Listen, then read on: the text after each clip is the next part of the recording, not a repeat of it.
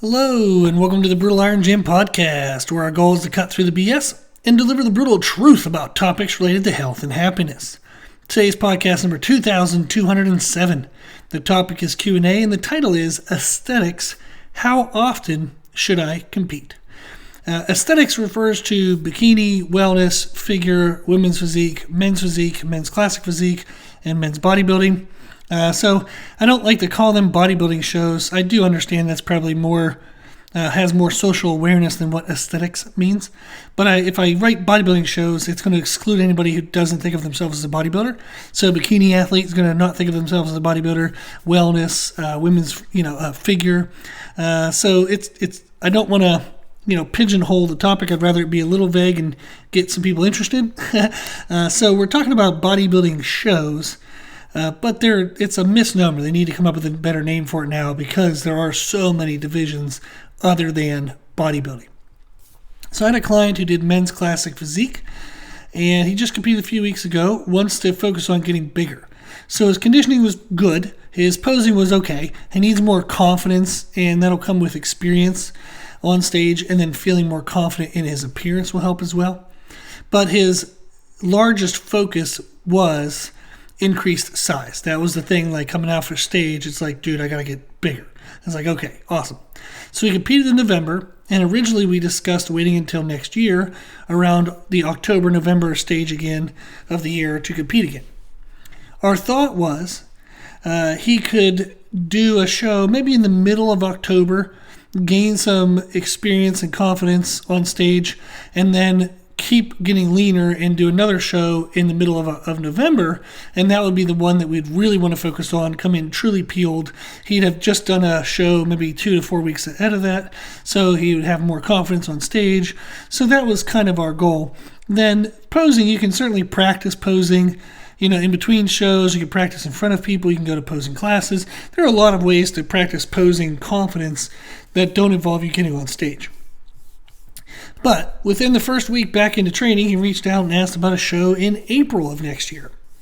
And this brought forth a discussion of how often should I compete? The reason why this became a discussion was if we competed in April, that would significantly impact how much we could grow next year. I mean, it's basically the complete opposite of what we would want to do. Is during the growth time, we would have to stop growth, diet down, do a show, then rebuild metabolism, try to grow again, and then do those shows in October, November again. So he's going to lose at minimum half the time for growth by doing that other show. So as we talked it out, we realized that wasn't going to be a good goal. He was excited about it. He just likes being on stage, so he wanted to be on stage more. However, that would directly counter his goal of growth. So the question of how often should I compete, it depends on what you want to improve on. If muscle size is your main target, then you need time to grow. So you want to have a very long period of time between competitions, so that way you have time to grow. This is actually true as well as for strength athletes. So often people are like, I want to get stronger, but then they want to compete like every other month, and it's like, what the hell are you doing?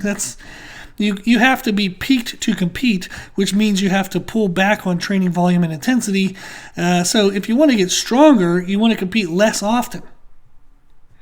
And the same thing with growth is you want to get bigger, you have to compete less often. You need to give the body time to grow, and you can't do that when you're dieting to lose body fat for a show. If your goal is improved stage presence, well then frequency definitely does help. The more often you get on stage, the more often you're in front of people, that's definitely going to help. But it does counter the goal of growth. So the more often you compete, the less you're going to grow. But if you're okay with the muscle amount you have, and that's not the concern, your goal is actually stage presence, and that's maybe what's like holding you back from the next level, then compete as often as you can. If your goal is conditioning, meaning you want to show up more peeled and leaner the next competition, then shows about every 6 months would be okay, so 2 different times within the year. But you need to have time between the shows for the body to recover, like the adrenal glands, the thyroid, just even if you're taking, T3 and Clen and all these other things, you still need to give the body time to relax, the nervous system to recover. So often people will get into competing too often, trying to get leaner, and they're losing muscle tissue. Even if they're supplemented with extra testosterone and whatnot, they're still going to run into some muscle loss due to just chronic undereating and chronic over cardio if they do cardio. So like my wife, for example, she's turning 40 here in like 2 weeks, and we did 2 shows this year. We're about to do another show next week at Nationals, and she lost over 30 some pounds in contest prep. Looks the best she ever has, and we didn't do 1 single minute of cardio. So cardio isn't necessary. But if you are doing a lot of cardio, you're going to, again, further muscle loss, so you have to be more careful about that. So conditioning is not just let me try to stay lean and diet myself to death. You actually have to let the body recover. Sometimes people would be leaner if they were to back off for a second, let the body recover for a month or 2, and then try to diet again. So my usual recommendation is to do what I just refer to it as cluster shows, meaning you want to do 2 or 3 shows within a 2 or 3 month period. That's typically going to be the best because it gives enough time for people to grow, enough time for the body and its body systems to heal and recover from the last competition. And it also fits into the way people typically like to run their year, meaning they like being lean over summer, and then they like being off of a strict diet during winter holidays. So usually a timeline that works best is to take January through May to grow. And then June through November to diet down and do some shows. And then December, you let the body recover, bring the metabolism back up slowly so that way you don't accrue a lot of body fat, and then go into the next growth phase again, January through May. So you'd have January, February, March, April, and all of May, 5 months to be in a controlled surplus for muscle growth. You're going to minimize any fat, gains to as much as you can, but not to the limiting of growth. So you want to grow for those 5 months. Then you would have June, July, August, September, then October, November to kind of compete. So you'd have 4 months of prep, which is 16 weeks, and then you would have another month or 2 to kind of peak and do your shows, Now, could you add a 6 month of growth and cut the dieting down to just 3 months? Yeah, you can play with this timeline for sure, but that's typically going to be the better pattern for letting people be lean during the summer, but let them have off during the winter holidays, get enough time to grow, but enough experience to be on stage, enough prep experience to kind of see what works for you to get lean or not get lean. Do you have to do keto? Do you do high carb? How do you load and peak for the weekends, for the competitions? Do you going to do a carb load? Are you going to do a water load? Do you water cut? Any of those things? So that gives you the chance when you do the cluster shows, you get a couple shows back to back to back. So that way you can kind of play with those things. But you're not messing around with that stuff at another time of the year when you should be growing. So that's typically the pattern that I would recommend. And a big thing you want to think of is the more often I compete, the less time I have to grow. Sometimes people would counter this and say, well, the more often I compete, the more disciplined I am, the more motivated I am with my food and training, so I actually grow more. Well, that's a mindset issue, not a frequency issue. You should be able to be as disciplined with training and nutrition, even if you only compete in cluster shows. So if that's necessary for you for mindset, okay, but that's not optimal for muscle growth. It might work best for you given the alternative is you only do cluster shows and you take half the year lazy because it's too far away from a show to give full attention.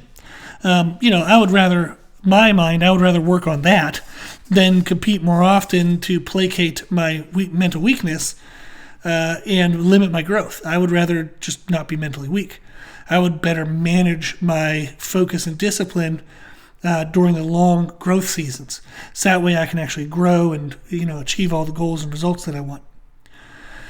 So that's basically the breakdown of that question. How often should I compete? It depends on what you need to focus on. If muscle size is a concern, the less often you compete, the better. If stage presence is a concern and you're not worried about muscle growth, then compete as often as you can. Conditioning is going to be somewhere in the middle. You want to compete often enough that you can practice your diets, but not all the time to where you're losing muscle tissue or the body's chronically stressed in a dieting state. So usually muscle size, I would say the goal is to compete once a year, but you can do cluster shows, so 2 or 3 shows within a 2-month period or so. So you're kind of competing in one section of the year. If stage presence is your goal, you could do 3-4 shows a year, no problem. If conditioning is your goal, I'd say maybe, every 6 months you can compete in 1 or 2 shows at a time. So that kind of gives you some ranges that you can play with. And then typically the timeline would be January through May growth, June through November to diet and do the shows, and then December let your body recover. Awesome. If you have any questions, if you need anything, reach out. My email is brutalirongym@gmail.com. If you like the podcast, please share the podcast. The more people we share it with, the more people can help. If you want to support the podcast, you can donate on our website to the podcast, or you can go to Nutricost.com and buy your supplements there using the code BrutalIron10 for a 10% discount.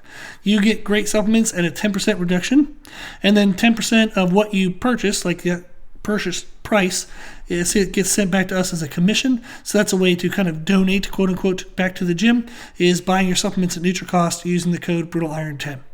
And then if you like the information we share in the podcast, you can find new and different information from us every single day on Instagram and YouTube under the name Brutal Iron Gym. As always, I hope this was helpful, and thank you for listening.